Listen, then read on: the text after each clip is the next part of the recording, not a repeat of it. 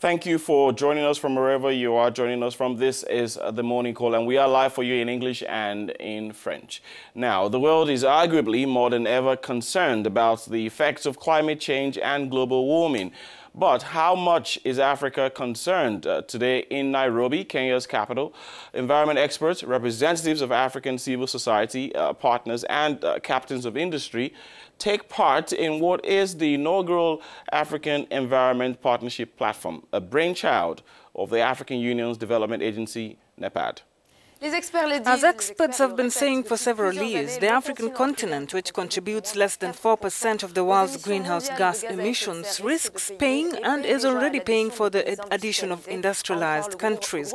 According to the Intergovernmental Panel on Climate Change could reduce Africa's GDP by 2 to 4% by 2040 and by 10 to 25% by 2100.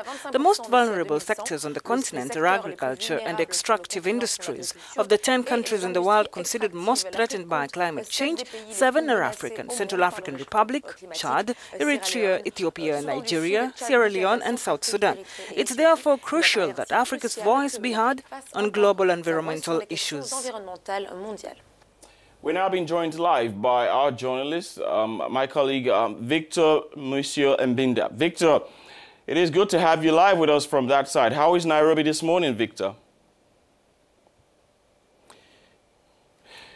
So, Victor, the focus this week has been on environment, and we understand that multiple events and side summits have been going on since the beginning of the week. But today marks the opening session of the inaugural African Environment Partnership Platform. What is this event about? Could you tell us more about this? Victor. A lot has been on here at the United Nations complex here in the Kenyan capital of Nairobi, where we have the headquarters of the UN's Environment Agency, that is the UNEP.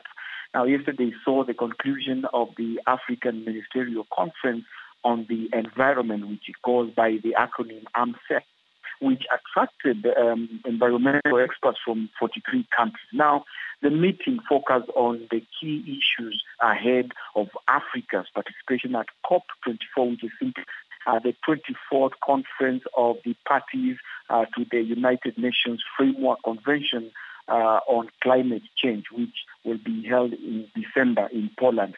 They also deliberated on the upcoming African Biodiversity Ministerial Summit in Egypt in November.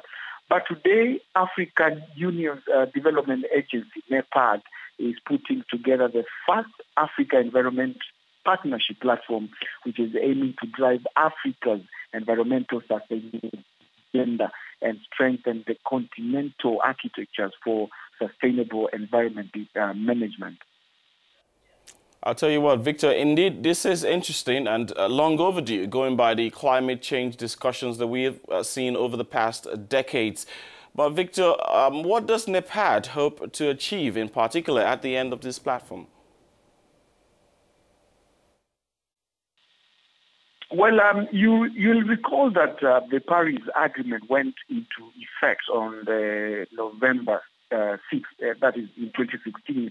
And this is an agreement that seeks to deal with greenhouse gas emissions, mitigation, adaptation, and other issues like finance starting the year 2020. So on top of that and the adoption of the Sustainable Development Goals, the SDGs, NEPAD saw this as Africa's unique opportunity to strategically address the continent's environmental and sustainable development goals as contained in the African Agenda 2050.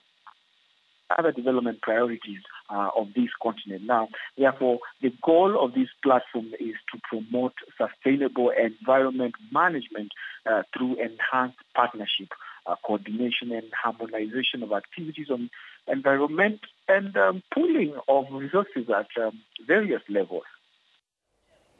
Earlier on, Victor, Hanan did mention some key leaders or figures who will be attending this forum. Who have you seen, and could you tell us more on the persons expected at the forum?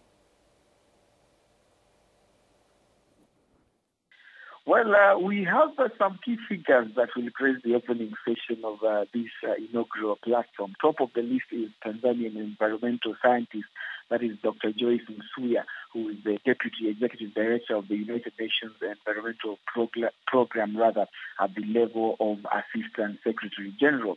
We also have Neza El-Wafi, the Secretary of State in charge of Sustainable Development of Morocco, who also doubles as the Vice President of the just concluded Africa Ministerial Conference on the Environment, that's the AMCEN. Dr. Juliet Biao, Director and Regional Representative and Regional Office for Africa, United Nations Environment Program, as well as people like Hassan Nyambe of the African Union Commission. And then, of course, Kenya's Cabinet Secretary of Environment representing the office of the Deputy President, that is Mr. Koriako Tobiko. So, as you can see, we are going to have interesting discussions, which we'll, of course, be sharing with our viewers over the next 2 days.